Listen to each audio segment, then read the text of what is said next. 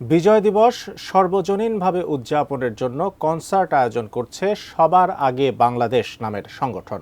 রাজধানীর মানিক মিয়া এভিনিউতে চলছে কনসার্টের জোর প্রস্তুতি। সেখানে আছেন আমাদের সহকর্মী স্বপন আহমেদ। কনসার্টের প্রস্তুতির বিষয় সম্পর্কে জানতে যুক্ত হচ্ছে তার সঙ্গে। স্বপন, কি অবস্থাটা দেখছেন একটু বিস্তারিত জানাবেন। আগামীকাল বিজয় দিবস উপলক্ষে যে কনসার্টের আয়োজনটি করতে যাচ্ছে সেই আয়োজনের প্রায় প্রস্তুতি অনেকটাই শেষের পর্যায়ে। আমি আমার পিছনের চিত্রটি আপনাকে দেখাই আরিফিন। চলছে অস্থায়ী স্টেজের কাজ, চলছে লাইটিং, সাউন্ড সিস্টেম এবং যে যে জিনিসের আসলে প্রয়োজন হয় সেই বিষয়গুলো কিন্তু এখানে কাজ করা হচ্ছে। তবে আয়োজকদের কাছ থেকে আশা করা হচ্ছে যে এখানে প্রচুর সংখ্যক মানুষ উপস্থিত হবে, এমনটা আয়োজকদের পক্ষ থেকে আশা করা হচ্ছে। যেহেতু এই অনুষ্ঠানকে ঘিরে কিন্তু দেশের খ্যাতিমান সঙ্গীত শিল্পীরা রয়েছে, এই তালিকাও কিন্তু অনেকটাই দীর্ঘ। অ্যান্টিব্যাকটেরিয়াল অ্যাডিটিভ যুক্ত সেরা ওয়াটার ট্যাঙ্ক বিশুদ্ধ পানিতে ব্যাকটেরিয়া জন্মাতে দেয় না। আমি কয়েকজনের নাম আপনাকে বলতে চাই।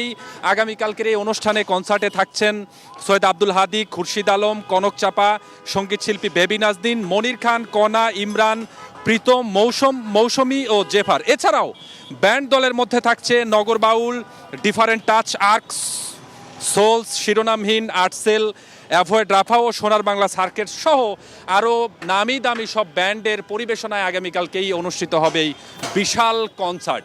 এখানে আসলে প্রচুর সংখ্যক লোকের একটি সমাগম হবে এমনটা আয়োজকরা আশা করছেন।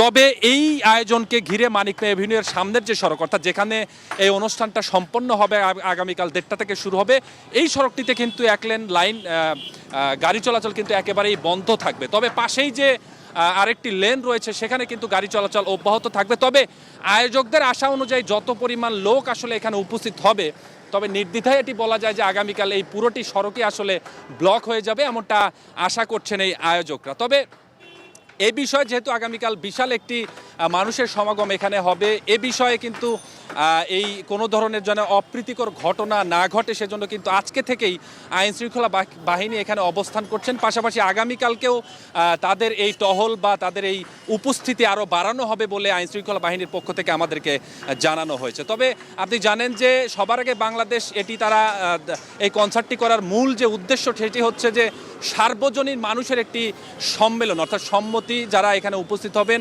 সবাই নির্দ্বিধায় সাধারণ মানুষও এখানে উপস্থিত হয়ে এই অনুষ্ঠানটি দেখতে পারবেন, এমন প্রত্যাশাতেই আসলে তাদের এই অনুষ্ঠানটি করা। এই ছিল প্রস্তুতি প্রায় শেষের দিকে। আগামীকাল 1:30 থেকে অনুষ্ঠানটি শুরু হবে। আশা করা হচ্ছে এর আগেই সমস্ত ধরনের প্রস্তুতি শেষ হয়ে যাবে। এই ছিল আরিফিন আমার কাছে এই মানিক মিয়া এভিনিউ থেকে আগামীকাল যে কনসার্ট সেটির সর্বশেষ প্রস্তুতি নিয়ে।